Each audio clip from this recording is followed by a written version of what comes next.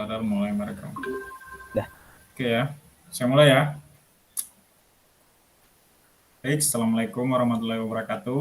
Waalaikumsalam. Perkenalkan kami dari kelompok 1, kelas Galio 5, pelatihan mikrodental 2021. Saya Budiano Rahman dan kedua rekan saya Muhammad Farel Ambiar dan Aureli Fitania Rusli. Baik, mengawali proses presentasi sebelumnya kami mohon maaf karena tidak dapat melakukan deployment model dalam bentuk website dikarenakan keterbatasan waktu. Untuk mempersingkat waktu, selanjutnya saya persilakan kepada rekan saya Muhammad Farel untuk menjelaskan bagaimana proses analisis yang dilakukan pada kasus yang kami analisis. Silakan Mas Farel. Baik, terima kasih. Di sini saya akan menjelaskan proses yang telah kami lakukan untuk membangun model prediksi saham Telkom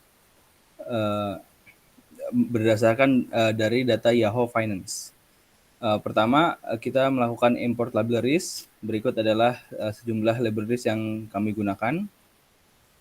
Kemudian menggunakan meload data yang kami gunakan untuk training dan testing menggunakan data saham Telkom history dari tahun 2015 bulan 1 tanggal 2 hingga tahun 2021 bulan November tanggal 22. Kemudian di sini kami melakukan data understanding, melihat bentuk datanya dan melakukan visualisasi pergerakan saham dari data tersebut. Kemudian kami melakukan pre-processing untuk membagi data trend dan data test dengan perbandingan 80/20%. Kemudian selanjutnya diperlukan melakukan scaling data dengan range 1 sampai 0 untuk dimasukkan ke dalam model LSTM. Selanjutnya trend test split dilakukan, kita melakukan pembagian data setiap 60 hari. Jadi nanti datanya akan untuk memprediksi data hari esok akan melihat data 60 hari ke belakang. Seperti ini pembagian datanya. Kemudian juga kita perlu lakukan reshape untuk merubah data yang tadi 2 dimensi menjadi 3 dimensi karena LSTM membutuhkan input data 3 dimensi. Kemudian dilakukan pembangunan model menggunakan LSTM, 2 layer LSTM dan 1 layer hidden layer biasa, kemudian ada terakhir output layer. Kemudian di sini kita menggunakan optimizer Adam dan loss functionnya MSA. Kemudian bisa dilihat di sini hasil model yang kita bangun. Kemudian kita melakukan testing dengan data tes 20% dari data yang tadi.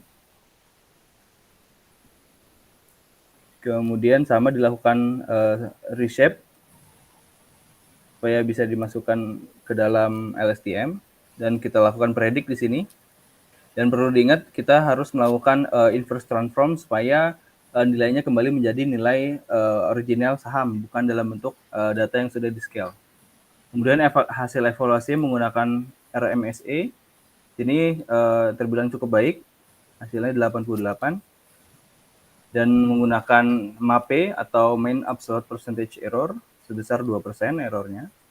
Kemudian kita lakukan plot result, dan ini hasil dari plot testing kita.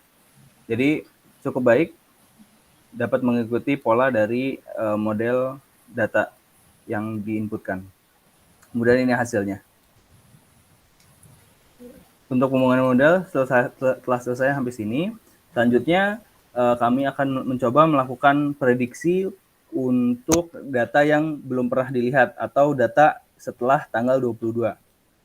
Di sini kami mencoba melakukan prediksi untuk data hari pada tanggal 23 dengan melihat data 60 hari ke belakang.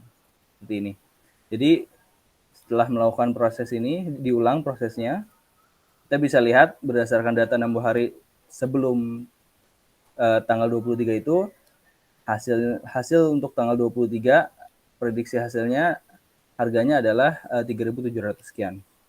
Kemudian untuk lebih efisien, kami membuat function di sini di mana kita dapat menentukan parameter berapa hari ke depan yang akan kita prediksi.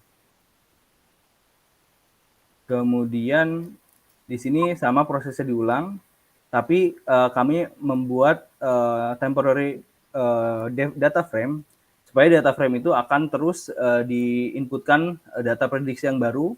Jadi kalau kita akan memprediksi hari ke-30, maka kita akan melihat 60 hari ke belakang. Kemudian untuk memprediksi hari ke-31, kita akan melihat data 60 hari ke belakang juga.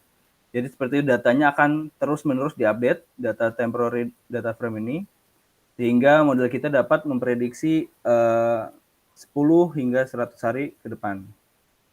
Berikut adalah contoh untuk memprediksi 10 hari ke depan setelah tanggal 22 November tahun 2021. Dan berikut adalah hasilnya hingga Desember ini. Seperti itu. Mungkin sekian presentasi tugas akhir Microcredential Data Science dari kami kelompok 1. Kurang lebihnya mohon maaf. Wassalamualaikum warahmatullahi wabarakatuh. Udah ya.